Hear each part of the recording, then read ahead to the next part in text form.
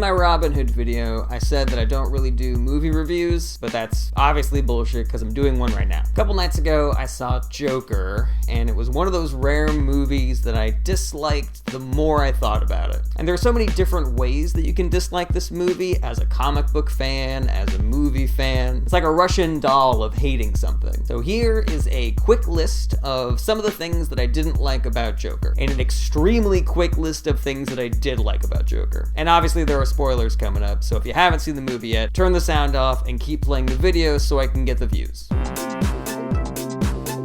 Joaquin Phoenix is 45 years old in this movie, and Bruce Wayne is 8. So if we're gonna be extremely generous and say that Batman starts fighting crime at 22, that would make Joker almost 60. How is a 60-year-old Joker supposed to be Batman's ultimate nemesis? He'd always be at the pharmacy getting his blood pressure medication, constantly be hurting his back, he'd need to stop fights to go to the bathroom. A 60-year-old Joker would only have one true nemesis: hemorrhoids. Batman is arguably the most powerful character in the DC universe. He's super smart, he's super resourceful, he's an incredible tactician. There was an episode of the Justice League where Batman just showed up on this space station and everyone was like, how the hell did Batman get here? That's how amazing Batman is. He just shows up in space sometimes. The Joker is supposed to be his ultimate foil, the one bad guy that actually scares him. So if you're gonna make a movie about the Joker, you have to show him being a genius at something. You have to show us that even if he's not at his dopest yet, he at least has the potential to be almost as good as the greatest superhero. As far as I can tell from this movie, the only thing Joker's really great at is sadness.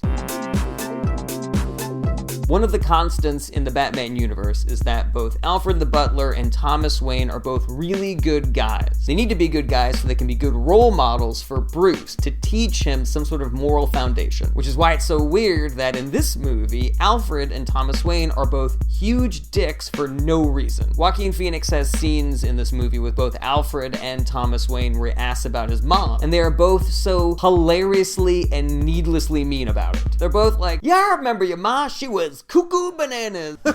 What a weirdo that woman was, I can't believe. Oh, what a crazy lady. That's your mom, kid. Oh boy, glad I don't have to hang out with her anymore. What a weirdo. Boy, oh boy, that lady was a nut job. We sent her off to the madhouse. That's where you're going, you psychopath. I'll bet you're weird too. Joaquin even has a line in this movie where he says to them, I don't understand why you're being so rude. And everyone in the audience is like, yeah, we don't get it either. We were just thinking that. So this movie explains away the Joker laughing all the time by saying that he has a weird form of Tourette's, and that's dumb. You're taking one of the most interesting things about him and making it boring for no reason. It's like if there was a dog who was famous for having opposable thumbs, then it turns out that it's just a monkey.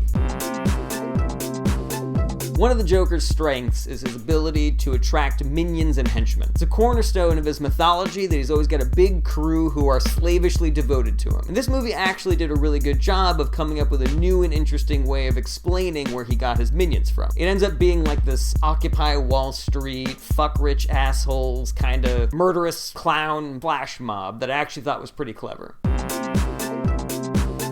Obviously, Joaquin Phoenix is an incredible actor, and there actually were two moments in this movie where I felt like we got a really amazing Joker out of Joaquin. When he's in the dressing room before going on the TV show, and when he makes his entrance on the TV show. In both of those scenes, he's like funny and charming and confident, but also like sinister, and that's a great interpretation of the Joker. And then it all goes to shit again right after that.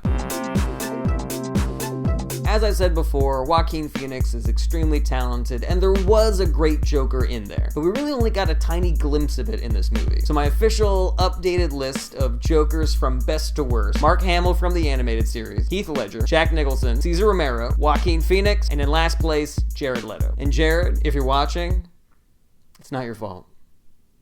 It's not your fault, Jared. They gave you nothing to work with.